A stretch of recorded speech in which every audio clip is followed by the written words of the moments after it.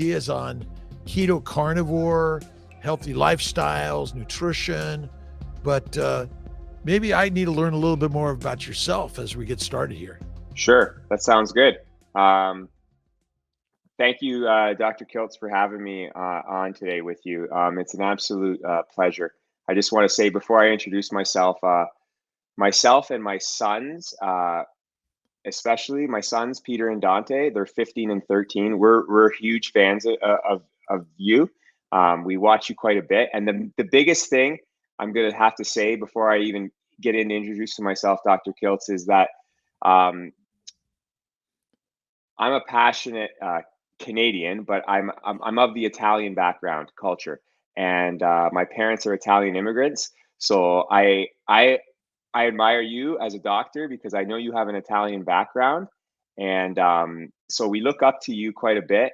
And we are big fans. We're big fans of gelato, of ice cream. Yes. So as a carnivore, that's the one thing that we struggled with. And we can talk about that later, but we can talk about your Kiltz ice cream in a bit because I do have a lot of questions about it. And I want to tell you how my son Dante, the younger one, he's asking Santa for an ice cream maker so that he can master Kiltz's ice cream, but give it a little tweak with his own recipe in it.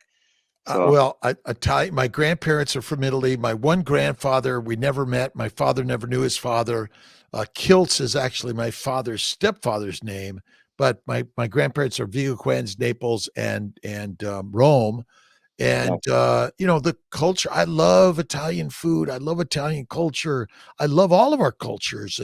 And so my one real treat is that ice cream. Now I add a little bit of sugar. We'll talk about that later also, sure.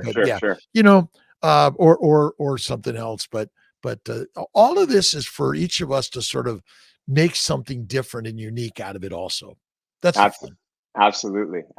So, Dr. Kiltz, my name is, like you said, my name is Jeff the Prosperis, and I'm kind of starting a new mantra that I just started yesterday. I had someone tell me I have to stop introducing myself as Jeff the Prosperis with stage 4 colon cancer. So I'm going to say my name is Jeff the Prosperis, and I'm on a journey of becoming cancer free. So that's my new mantra that I'm starting. And I'll just backpedal a little bit. I'm 44 years old. Like I said, I'm born here in Canada, Brantford, Ontario, of two Italian immigrant parents. My father just passed away in September, so I've had a little bit of thanks. I've had a little bit of a rough time, a little bit of transition with losing he was my best adult friend, to be honest with you, my father, and so it's a bit of a tough time there. But moving forward, I've been a high school phys ed teacher for the past 21 years. Mm-hmm. I have a kinesiology and phys ed undergraduate degree, and then I have an education degree. So I have my absolute dream job right from the start. And everybody that knows me, I'm actually wearing a t-shirt. This was as a gym teacher, I created a leadership class. It's called Recreation and Fitness Leadership. So I was teaching. Thank you. I was teaching that for like 10 years. I'm off work right now, obviously, with my illness of stage 4 colon cancer. I've been off since January of 2022. So it's coming up on 2 years. I had to kind of, and we can get into that a little bit later. I kind of self-diagnosed myself. I knew when I went off work, I knew something was wrong with me. My family doctor kind of diagnosed me on the phone with being depressed, majorly depressed, anxiety, a sleep disorder, started giving me pills for that. And I just knew something wasn't right. Mm-hmm. I went into my high school principal and told him I needed to take time off, and he granted me that, and my doctor granted me that. But then I was at home diagnosing myself, analyzing stools and how I was feeling and everything. And it was about first week of April 2022. So months later, I finally got all the convinced my family doctor to give me an ultrasound, CT scan, colonoscopy, then CT scan. Huh. So it was the first week of April. I got diagnosed through a colonoscopy of a large tumor in my sigmoid, probably taken up about half of my sigmoid. Wow. They said hey, they removed a few polyps and they told me I had a huge mass and they said I had cancer. And they said, we'll do surgery. That's what the one doctor, the colonoscopy doctor, said. We'll do surgery. We'll see you in a year from now. You'll be all right. You're a young pup, he said to me. And I walked out of there very shocked and everything just, my world just came crashing down on me. I bet. But it wasn't until a couple weeks later, I got the CT scan at the cancer hospital in Hamilton. It's called Jervinsky. And I went into that CT scan knowing that my liver was fully covered. And I said to that tech, the CT tech, I said, I've been diagnosing myself and I've been analyzing. I can feel the pressure. You're going to tell me that my liver is fully covered. And thus, that's what happened. I got the results of the CT scan, fully metastasized to the liver. They can't really even, there's probably like 12 or 16 tumors there. My oncologist, when I met my oncologist in my hometown for chemotherapy, probably I met him May 2022. So a month later, he said I was starting chemo end of May 2022. He deemed me inoperable, incurable, stage 4 colon cancer, metastasized to liver. He called me palliative, terminally ill. Wow. Very shocking. Getting back, my wife Martha was on that call with me. We were both very, very shocked by the staging of it. Like, cause up to like the CT scan, I knew I was covered. I met with the colon specialist, the liver specialist. We kind of thought we were going to do some type of surgery, chop the liver in half, whatever. But then when my oncologist said I'm terminally ill, and then I was asking questions along the lines of, if I don't do any treatment, how long do I have to live? And kind of indirectly, I kind of got told a couple months if you don't do anything. And then, I try not to read the stats, but Sean Baker reminded me. I did a call with Sean Baker a few months ago, and he kind of reminded me that the stats don't look too promising. If you look it up on Google, on Dr. Google, it's like 9 to 12% have a 5-year survival rate. So that's where I am. And then I started my chemotherapy regimen, end of May 2022, all the way up to May 2023. I did a full 12 months and I had a lot of success with chemotherapy. I did my first 3 rounds. I did just chemotherapy, but then by the 4th round, by the end of June, July of 2022, I embedded a regimen. I had a buddy started sending me videos of you, videos of guys like Shafee, videos of Dr. Berg, interviewing cancer survivors from France, 21-day fast. Like, I thought this was all crazy. I'm like, how am I not going to eat for 21 days? Or how am I going to just eat a ribeye steak? And like, ribeye steaks are supposed to cause colon cancer, and here I am, I'm going to eat ribeye steaks. So it was a little bit at first when my buddy Dwight was sending me these videos, I'm like, this is crazy. But I started really watching more videos and trying to understand the science behind things. I decided to become, like, around my 4th round of chemo in the middle of summer, I decided to become keto to start. But that only lasted like a couple months, and then I got into carnivore, and I've been a carnivore now for probably 18 months, going on 20 months, where I get stricter and stricter and stricter after every scan, after every success, or after every side shuffle. I don't want to call them setbacks. I did from May 2022 to May 2023. I did about 27 rounds of chemo in that 12 months, and I had 5 CT scans. And the first CT scan, there was shrinkage, all 5. And I actually had my oncologist come into me on the 4th and 5th one, and especially the 4th one. He goes, Jeff, I'm not going to lie to you here. Normally, when I administer chemotherapy to someone like you in your state, the first one we get a good response. Then the second one, it goes stable. We don't really get shrinkage, and then the chemo stops working, and then we switch to second line. He's never really seen five in a row where I was getting shrinkage, right? So then I started telling my oncologist, first of all, after the first 3 or 4 rounds, I told him I was going to go to a naturopath doctor, and he was okay with that. I have a really really supportive oncologist. He knew the natural path out of town that I was going to go to. He said, "Oh yeah, you're going to do hyperthermia. You're going to do high dose vitamin C with mistletoe." He said, so I was really proud to have this oncologist to support me. Whereas other oncologists are not like that, and I've seen and heard them talk, and they don't really deliver a lot of hope to patients. A lot of the other oncologists. So I told him I was going to go to an osteopath, and then I kind of started talking. I was a little bit shy about diet with my oncologist. I kind of said I'm going to go keto, low carb, and then as I got into carnivore, I've kind of hidden that I'm carnivore, and I actually hid it from my naturopath doctor too. I just recently told him, because even my naturopath is really behind on the research on what carnivorism can do for illnesses, right? So I kind of hid that from all of them. And here I am 20 months later, like 18, 20 months later, I'm telling them I'm carnivore. I'm telling them I fast every other week. So I have chemo every other week. And I started with 3-day fast. So if my chemo was on a Wednesday, I would go Tuesday, Wednesday, Thursday of not eating. And Wow. that helped with symptoms. But then I bumped it up to Sunday night. I go Sunday night to Friday with chemo on Wednesday. I have a 5 full day fast, and that's helping not only with the symptoms. I think it's helping with starving the cancer cells too. So that's working for me. I did take a 3-month break after May 2023. I said I wanted the summer off this past summer. So my oncologist said, "Hey, your body probably needs it. You did 27 rounds of chemo." So June, July, August, I had off. And I toned down a lot of things. To be honest with you, I'm a little bit disappointed in myself with my break. I took away the high dose vitamin C from the naturopath because I was struggling with that.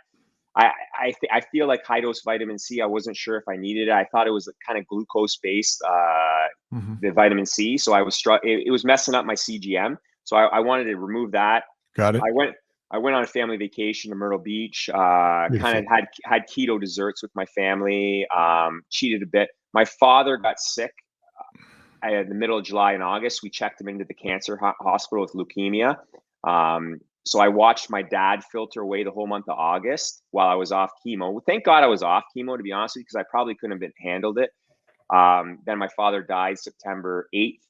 I started up chemo again September 15th, because what ended up happening is at the end of the summer, I had a CT scan and there was a tiny little bit of growth on 2 spots in the liver. And then, so we started up chemo again on my same chemo. It's, I think it's full fury mixed with, I had Avastin and then a chemo bottle attached, a 46-hour chemo bottle called 5FU.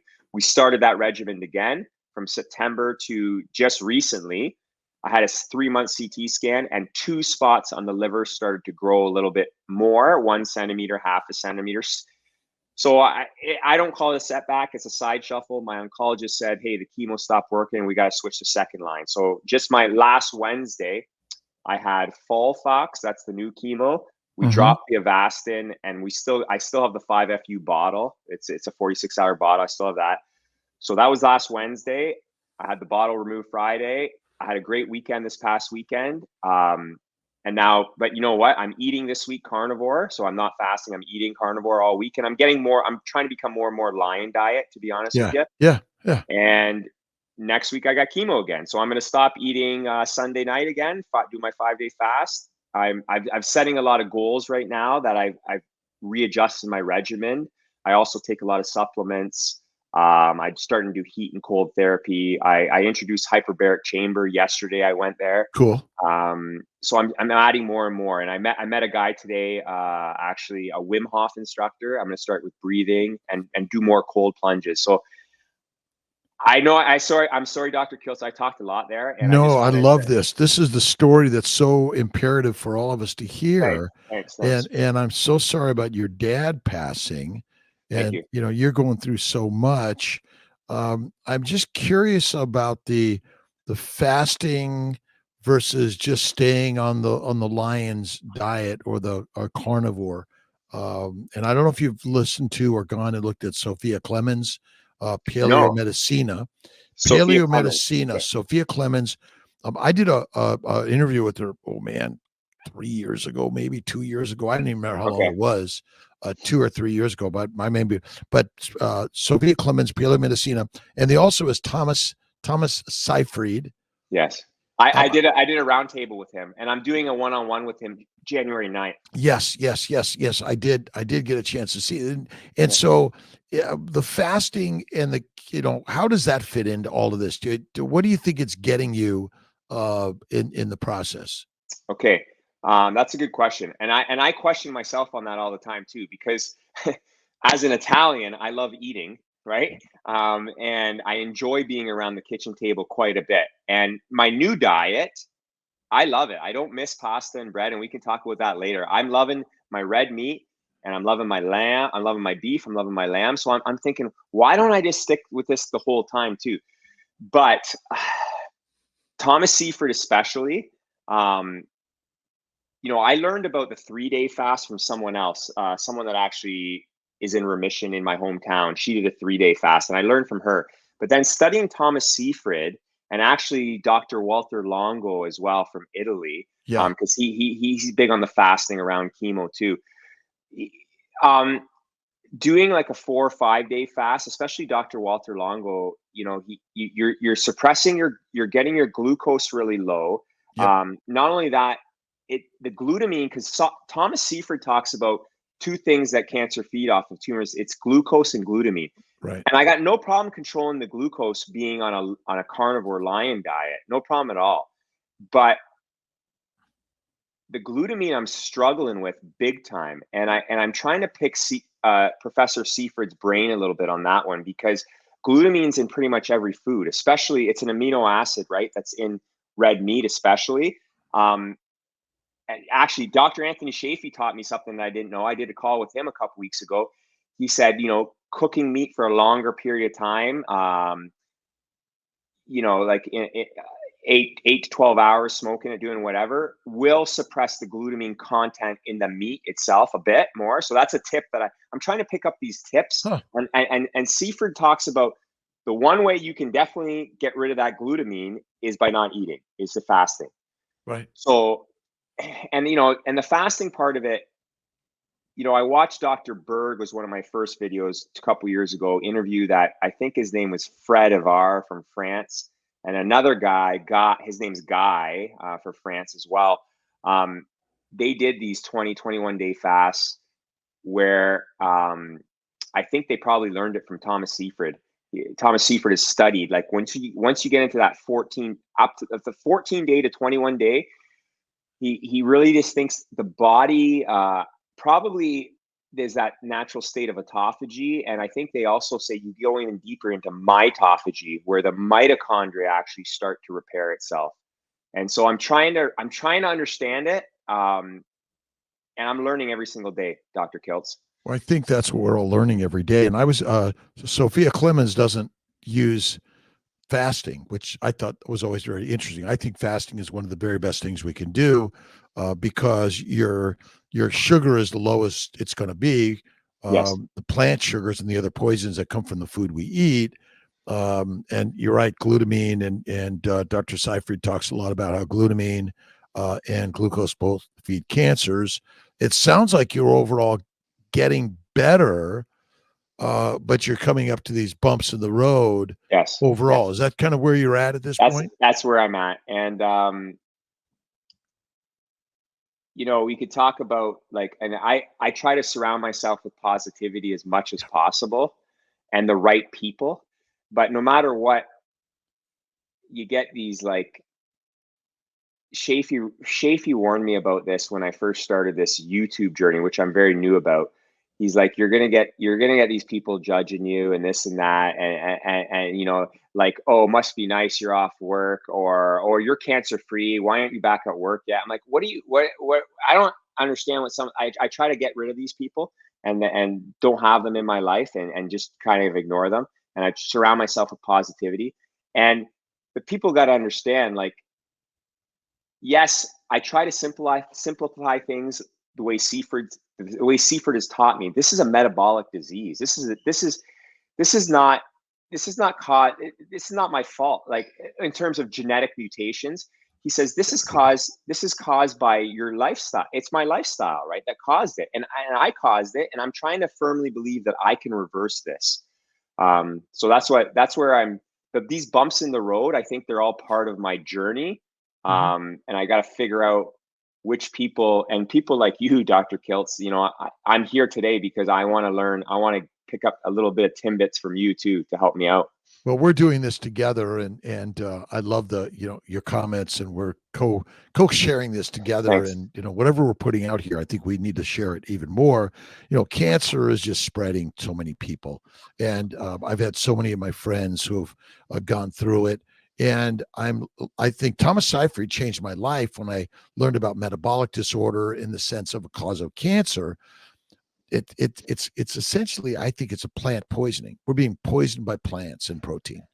I That's what agree. cancer really is. Hmm.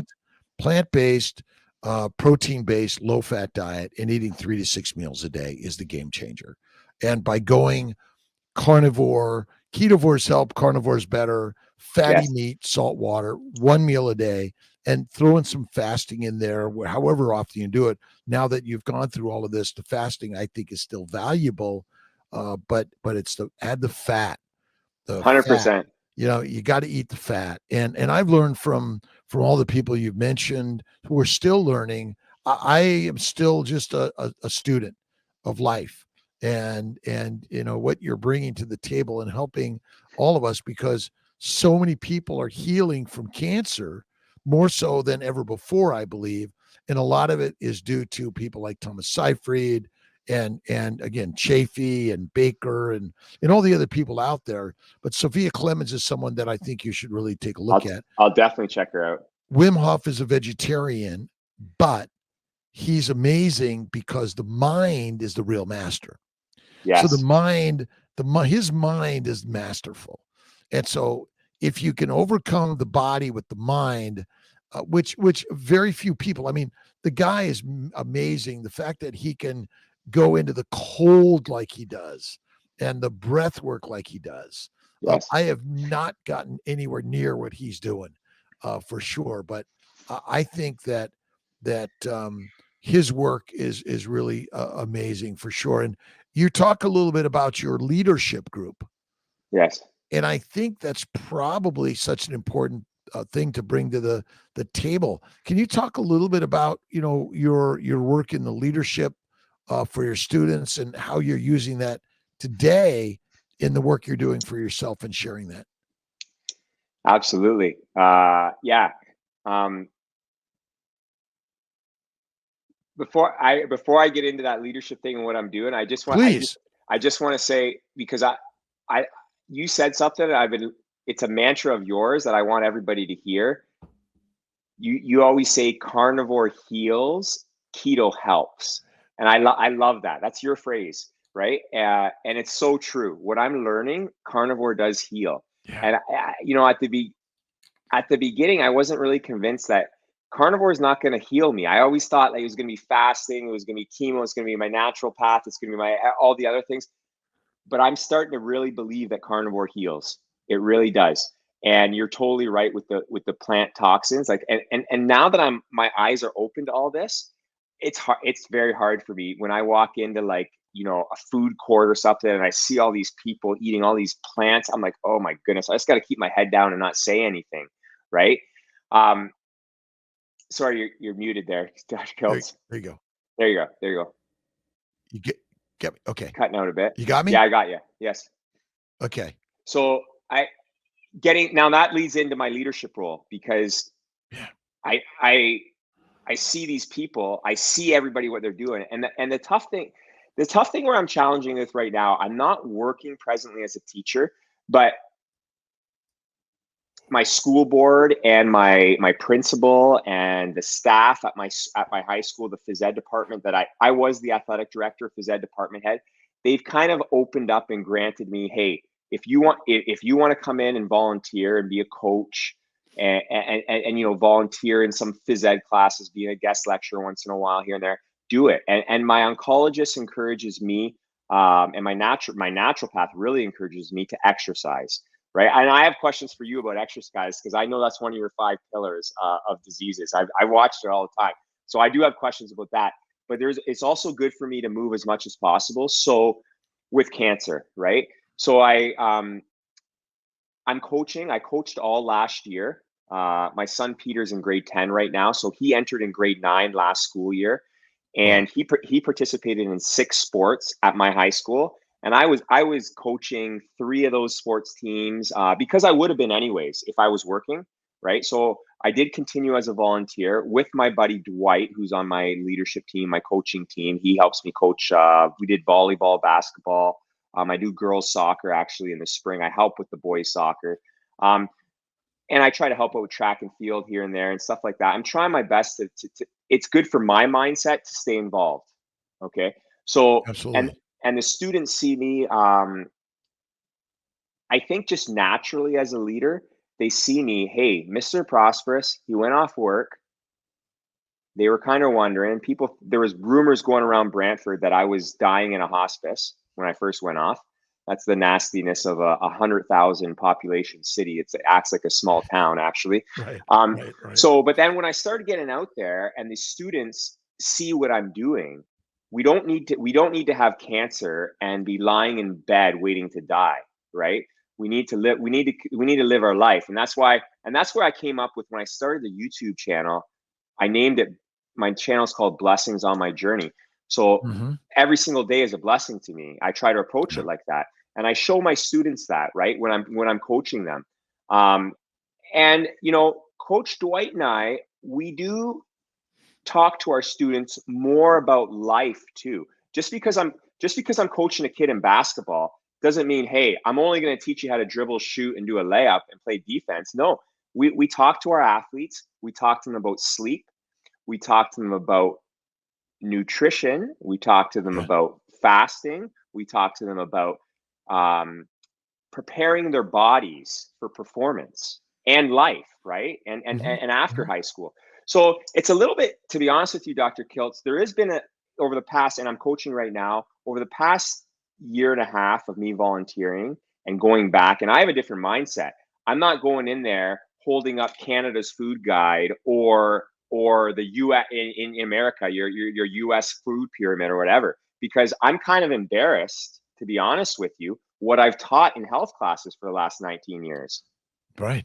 So the way I approach these students, Dwight and I, we talk about macronutrients, obviously, right? And the 2 macronutrients are carbs and fats. And we tell them what your options are, right? We live in a world, Dr. Kiltz, and I want to ask you how you deal with this, because if I tell a kid, hey, you need to be a carnivore, or you need to eat fat only, those parents they get their backs up against the wall. Yep. I've been dealing with a little bit right now. Like my principal will call me in. He called me in last week and goes, hey, one parent is a little concerned. And I go, okay, one parent. I go, what about the other 12, right? It's like, that's the way the world is, right? You got one squeaky wheel. You got one squeaky wheel, right? And, I'm a little, and he's like, you got to take it easy on the carnivore. I go, hold on a second here. I'm not telling anybody to be carnivore, right? I'm just telling them what I'm learning and what I'm doing and my experience, right? So I struggle with that right now. And it's mainly because, I'll be honest with you, Dr. Kiltz, it's parenting. It's the world we're living in, and parenting has changed a lot in terms of parents aren't present in kids' lives. They work too much. They're preoccupied. They come home from work. They don't pay attention to their kids. Okay. And then when someone wants to help their kid, they get their backs up against the wall. And I'm not out to say, hey, you need to do this, you need to do this. I'm telling my story, right? And I know you talk about it in previous videos where you've been told to zip your mouth sometimes, right? So can you help me out on that? Can you tell me what your experience? Dr. Rob Kiltz, another beautiful, spectacular day. And I just want to send thanks to all those for watching the newest